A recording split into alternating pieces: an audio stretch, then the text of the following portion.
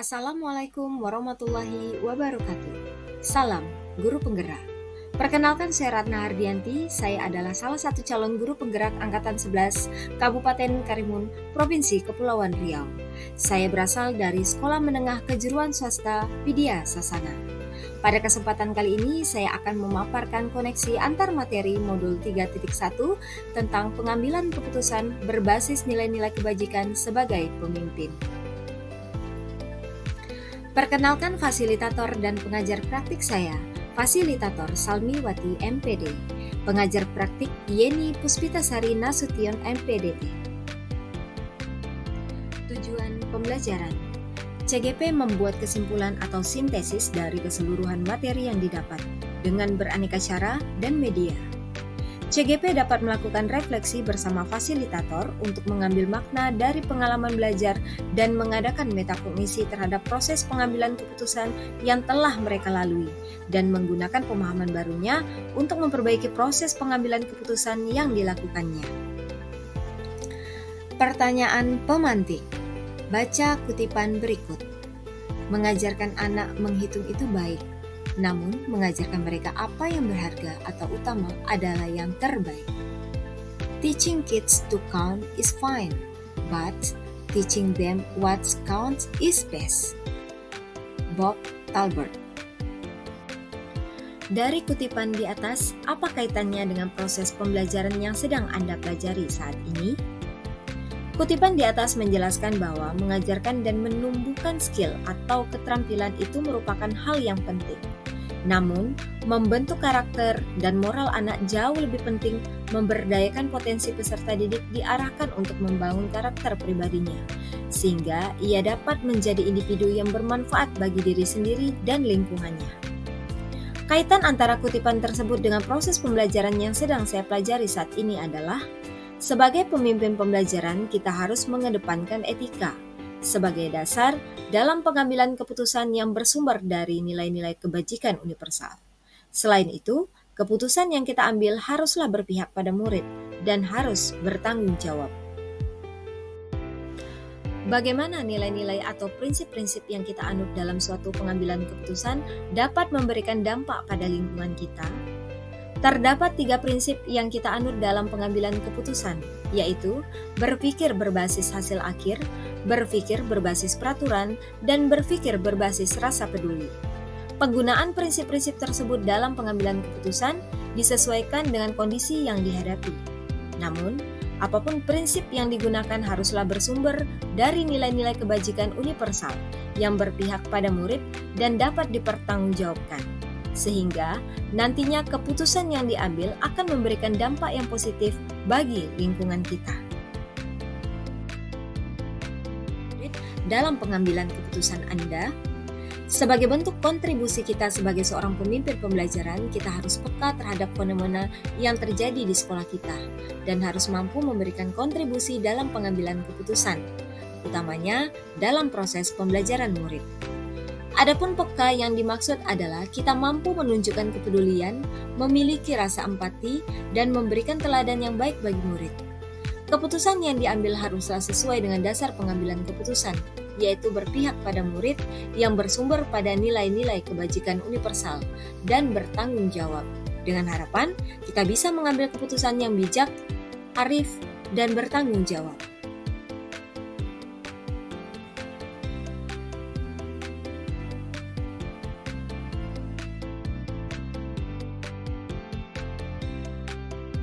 Dihubungkan dengan proses pembelajaran yang telah Anda alami di modul ini, jelaskan pendapat Anda.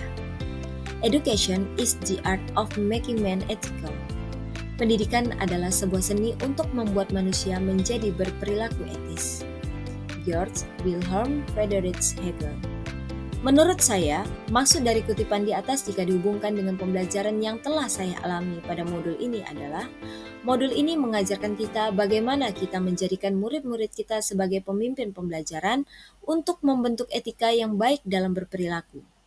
Dan dalam pengambilan keputusan juga berdasar pada nilai-nilai kebajikan universal, yang artinya dengan menanamkan nilai-nilai tersebut dalam proses pembelajaran, maka kita sudah berproses membentuk mereka sebagai diri yang beretika atau berperilaku etis.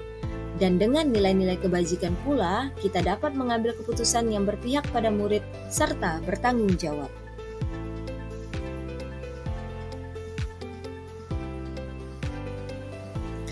Bagaimana filosofi Ki Hajar Dewantara dengan Pratap Triloka memiliki kaitan dengan penerapan pengambilan keputusan sebagai seorang pemimpin?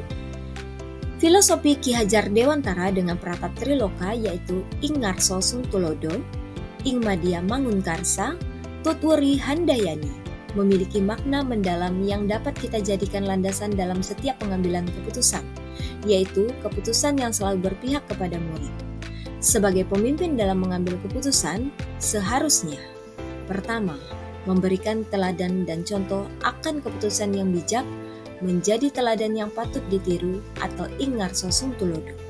Kedua, mampu memberdayakan dan membangun kerukunan, menyemangati, membuat orang lain memiliki kekuatan demi memperbaiki kualitas diri mereka atau Ing Madya Mangunkarsa. Yang ketiga, mampu mempengaruhi dan mendorong semangat meningkatkan kualitas agar selalu menjadi lebih baik atau Tutwuri Handayani. Bagaimana nilai-nilai yang tertanam dalam diri kita berpengaruh kepada prinsip-prinsip yang kita ambil dalam pengambilan suatu keputusan? Guru sebagai pendidik harus memiliki nilai-nilai positif yang mampu menciptakan pembelajaran yang berpihak pada murid, seperti mandiri, reflektif, kolaboratif, inovatif, serta berpihak pada murid. Nilai-nilai tersebut akan mempengaruhi dalam pengambilan keputusan sesuai dengan situasi yang dihadapi dengan tetap mempertimbangkan 3 prinsip dalam pengambilan keputusan. Bagaimana materi pengambilan keputusan berkaitan dengan kegiatan coaching atau bimbingan yang diberikan pendamping atau fasilitator dalam perjalanan proses pembelajaran kita? Terutama dalam pengujian pengambilan keputusan yang telah kita ambil, apakah pengambilan keputusan tersebut telah efektif? Masihkah ada pertanyaan-pertanyaan dalam diri kita atas pengambilan keputusan tersebut? Hal-hal ini tentunya bisa dibantu oleh sesi coaching yang telah dibahas pada sebelumnya. Dalam materi pengambilan keputusan yang dipelajari memiliki hubungan erat dengan kegiatan coaching pada modul sebelumnya.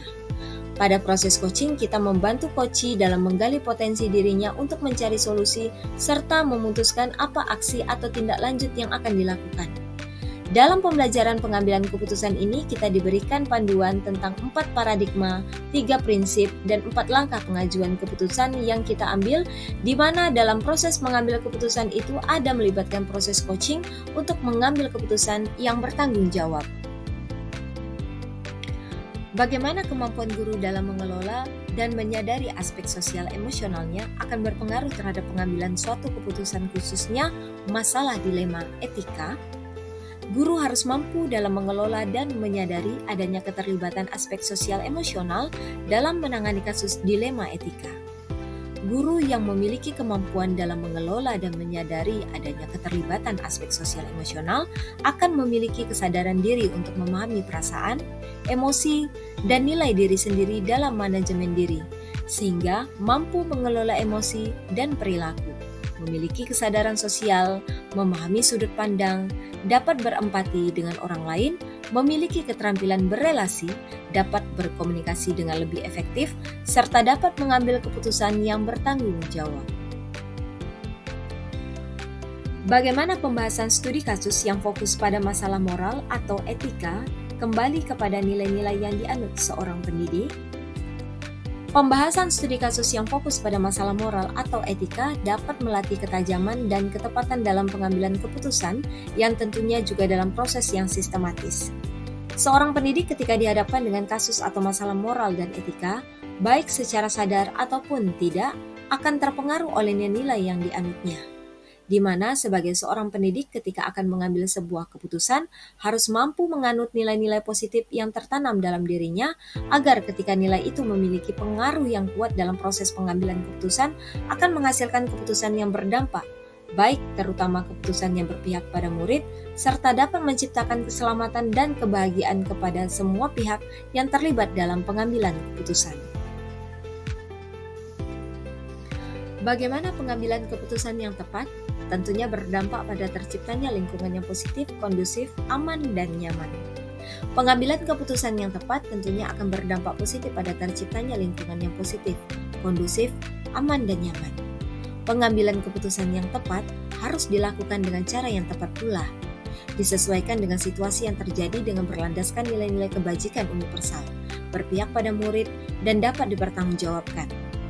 Saat keputusan yang diambil dengan tetap mempertimbangkan segala risiko yang terjadi atau bahkan dapat meminimalisir risiko yang berdasarkan nilai-nilai kebajikan universal, maka akan tercipta lingkungan yang positif, kondusif, aman, dan nyaman. Tidak ada pihak yang merasa dirugikan, semua akan mendapatkan solusi atas permasalahan yang dihadapi. Apakah tantangan-tantangan di lingkungan Anda untuk dapat menjalankan pengambilan keputusan terhadap kasus-kasus dilema etika ini? Adakah kaitannya dengan perubahan paradigma di lingkungan Anda? Tantangan yang saya hadapi dalam pengambilan keputusan terhadap kasus-kasus yang sifatnya dilema etika adalah perasaan kurang nyaman yang timbul karena tidak dapat memuaskan beberapa pihak. Kemudian didapati juga hal-hal yang saling bertentangan di mana pada masing-masing hal tersebut mengandung unsur yang benar adanya. Terkait ada atau tidaknya perubahan paradigma di lingkungan yang merupakan dampak dari keputusan yang telah diambil, tentu saja ada. Seperti ada beberapa pihak yang kurang merasa puas, adanya risiko yang harus ditanggung oleh satu atau beberapa pihak, serta ada juga perubahan perilaku terhadap keputusan yang sudah diambil. Namun, dengan berpedoman pada 4 paradigma pada kasus dilema etika, 3 prinsip dalam pengambilan keputusan, serta mengikuti 9 langkah dalam pengambilan keputusan, tahapan tersebut dapat meminimalkan perasaan kurang nyaman, dapat meminimalkan risiko, dan bisa membangun suasana yang positif berdasarkan keputusan yang saya ambil, serta dapat diterima baik oleh semua pihak. Apakah pengaruh pengambilan keputusan yang kita ambil ini dengan pengajaran yang memerdekakan murid-murid kita? Bagaimana kita memutuskan pembelajaran yang tepat untuk potensi murid kita yang berbeda-beda? Pengaruh pengambilan keputusan yang kita ambil dengan pengajaran memerdekakan murid-murid kita tentu erat kaitannya dengan bagaimana cara kita mewujudkan pembelajaran yang berpihak pada murid serta mewujudkan suasana belajar yang positif. Untuk mewujudkan pembelajaran yang berpihak pada murid, kita sebagai guru harus mampu membuat sebuah keputusan terhadap pembelajaran untuk memerdekakan murid. Keputusan yang tepat untuk menerapkan atau mengimplementasikan pembelajaran yang memerdekakan murid akan menghasilkan pembelajaran yang berkualitas. Agar pembelajaran dapat terlaksana secara baik dengan proses dan hasil yang berkualitas, tentu guru juga harus mampu memetakan dan memenuhi kebutuhan belajar murid. Keputusan yang tepat untuk mewujudkan pembelajaran berpihak pada murid, yakni dengan menerapkan strategi pembelajaran berdiferensiasi. Bagaimana seorang pemimpin pembelajaran dalam mengambil keputusan dapat mempengaruhi kehidupan atau masa depan murid-muridnya? Keputusan yang diambil oleh seorang pemimpin pembelajaran pasti akan membawa dampak baik jangka panjang maupun pendek bagi muridnya. Hal yang sudah kita putuskan dan kita takutkan akan terekam menjadi suatu catatan dan akan menjadikan role model tentang apa dan bagaimana kelak murid-murid berpikir dan bertindak. Gambaran ini menjadikan dasar bahwa pengambilan keputusan oleh seorang pendidik harus tepat, benar, dan bijak melalui analisis dan pengujian yang mendalam atas benar salahnya. Dalam pengambilan keputusan, seorang pemimpin sebaiknya menggunakan 9 langkah pengambilan keputusan yang mengacu pada nilai-nilai kebajikan universal untuk mewujudkan pembelajaran yang berpihak pada murid, agar murid dapat beradaptasi pada kodrat alam dan kodrat zaman, serta mampu membentuk karakter yang baik seiring dengan kemajuan teknologi. Apakah kesimpulan akhir yang dapat Anda tarik dari pembelajaran modul materi ini dan keterkaitannya dengan modul-modul sebelumnya? Kesimpulan yang dapat saya ambil jika mengaitkan dengan materi sebelumnya yaitu pengambilan keputusan sebaiknya mengacu pada: pertama, nilai-nilai kebajikan universal; kedua, bertanggung jawab; ketiga, menanamkan nilai-nilai guru penggerak, melaksanakan peran sebagai guru penggerak, berpihak pada murid, berpedoman pada filosofi Ki Hajar Dewantara dengan peratap trilokanya, ing ngarso sung tulada, ing madya mangun karsa, tutwuri handayani. Sejauh mana pemahaman Anda tentang konsep-konsep yang telah Anda pelajari di modul ini, yaitu dilema etika dan bujukan moral, 4 paradigma pengambilan keputusan, 3 prinsip pengambilan keputusan, dan 9 langkah pengambilan keputusan dan pengujian keputusan. Adakah hal-hal yang menurut Anda di luar dugaan? Banyak sekali pengetahuan, pemahaman, serta keterampilan yang saya dapatkan setelah mempelajari modul 3.1 ini. Saya juga mengetahui bahwa dilema etika merupakan suatu kondisi di mana kita dihadapkan pada dua kasus yang berbeda, namun dari masing-masing kasus tersebut benar adanya, sehingga harus memiliki pemahaman dan keterampilan yang baik dalam mengambil keputusan. Sementara, bujukan moral merupakan suatu kondisi di mana kita juga dihadapkan pada dua kasus yang berbeda, namun setelah dilakukan pengujian ternyata salah satu dari kasus yang lain tersebut bernilai salah dan yang lainnya benar. Kemudian, 4 paradigma kasus dilema etika merupakan paradigma di mana dengan paradigma tersebut kita bisa menentukan nilai-nilai yang saling bertentangan. Dan 3 prinsip pengambilan keputusan merupakan asas dalam mengambil sebuah keputusan.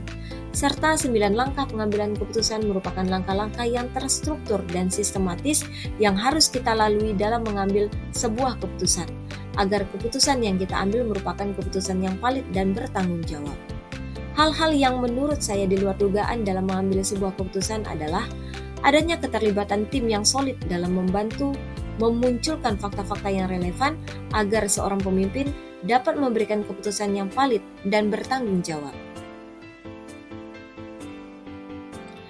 Sebelum mempelajari modul ini, pernahkah Anda menerapkan pengambilan keputusan sebagai pemimpin dalam situasi moral dilema?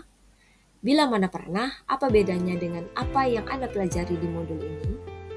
Sebelum mempelajari modul ini, dalam pengambilan keputusan saya biasanya memanfaatkan prosedur umum yang berlaku di sekolah, yaitu berkomunikasi dengan pihak terkait seperti guru mata pelajaran, guru BK, wakil kepala sekolah, dan kepala sekolah, dengan bahan perbincangan yang mengalir apa adanya. Namun setelah mempelajari modul ini, saya mencoba menerapkan analisa berdasarkan 4 paradigma, 3 prinsip, dan 9 langkah pengambilan keputusan. Perbedaannya diantaranya pola ini menjadi pakem baru yang sangat rinci, hati-hati dan tidak terburu-buru dalam membuat sebuah keputusan. Selain itu, pihak yang terlibat menjadi merasa dihargai dan bisa memberi kontribusi sesuai tupoksinya masing-masing. Bagaimana dampak mempelajari konsep ini buat Anda? Perubahan apa yang terjadi pada cara Anda dalam mengambil keputusan sebelum dan sesudah mengikuti pembelajaran modul ini? Setelah mempelajari modul 3.1 ini tentunya memiliki dampak yang besar bagi saya. Karena sebelum mempelajari modul ini dalam mengambil keputusan biasanya saya hanya melibatkan beberapa pihak yang menurut saya penting. Dan setelah mengambil keputusan terkadang masih didapati masalah-masalah baru yang muncul dalam waktu yang dekat. Namun setelah saya mempelajari modul ini, saya merasa ada perubahan besar yang saya alami, yaitu mampu membedakan mana kasus dilema etika dan mana kasus bujukan moral. Dalam menyelesaikan kasus dilema etika, harus mengacu pada 4 paradigma kasus dilema etika agar kita dapat mengetahui hal-hal apa saja yang saling bertentangan. Lebih teliti dan berhati-hati dalam bertindak dan mengambil keputusan. Dalam mengambil keputusan, kita harus mengacu pada 4 paradigma, 3 prinsip, dan 9 langkah pengambilan keputusan. Dalam mengambil keputusan, kita tidak boleh mengambil keputusan tanpa fakta-fakta yang jelas. Untuk memunculkan fakta-fakta tersebut, maka perlu dilibatkan tim yang bisa bekerja sama dengan kita agar keputusan yang kita ambil adalah keputusan yang valid serta dapat dipertanggungjawabkan. Meningkatnya empati pada diri sendiri untuk memahami permasalahan yang terjadi pada orang lain. Seberapa penting mempelajari topik modul ini bagi Anda sebagai seorang individu dan Anda sebagai seorang pemimpin? Sangat penting bagi saya mempelajari modul ini karena sebagai seorang individu saya juga harus mengetahui apa-apa saja paradigma, prinsip, serta langkah-langkah yang harus saya lalui dalam mengambil sebuah keputusan, agar saya bisa mengambil keputusan yang valid dan bertanggung jawab yang tentunya juga akan berdampak bagi saya ke depannya. Sementara sebagai seorang pemimpin, saya juga harus mampu membuat keputusan yang valid dan bertanggung jawab agar saya bisa mewujudkan suasana atau lingkungan yang kondusif, dapat memunculkan semangat-semangat yang positif karena pada dasarnya seorang pemimpin itu memiliki tanggung jawab yang besar dalam membangun komunitas yang mampu mengembangkan potensi dirinya siapapun yang ada di lingkungannya. Rasa positif dan well-being. Demikian pemaparan saya tentang koneksi antar materi modul 3.1 mengenai pengambilan keputusan berbasis nilai-nilai kebajikan sebagai pemimpin. Semoga bermanfaat. Akhir kata, saya ucapkan terima kasih. Salam bahagia, salam sehat, dan sukses untuk kita semua. Guru bergerak, Indonesia maju. Wassalamualaikum warahmatullahi wabarakatuh.